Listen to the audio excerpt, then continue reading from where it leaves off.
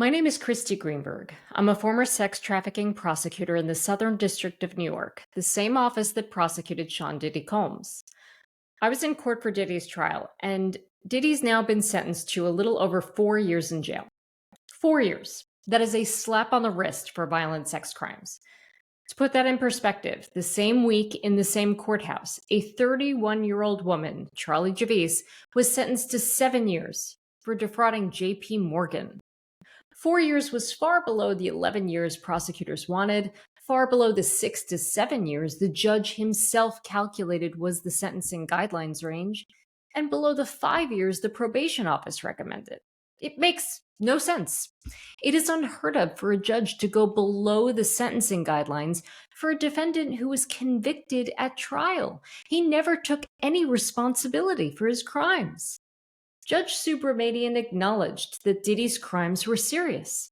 He recognized that Diddy abused Cassie and Jane physically, emotionally, and psychologically. He rejected all of Diddy's excuses that the freak-offs were consensual, that he and Cassie shared a great modern love story, and that there were no victims.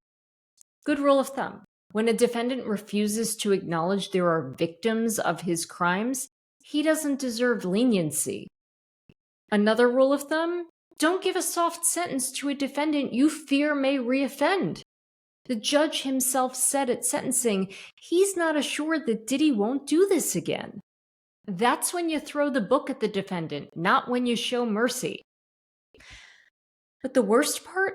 The judge said he was imposing a substantial sentence to set an example for abusers and victims. Come on. We all know 4 years in jail for violent sex crimes isn't a substantial sentence. It certainly isn't justice or accountability.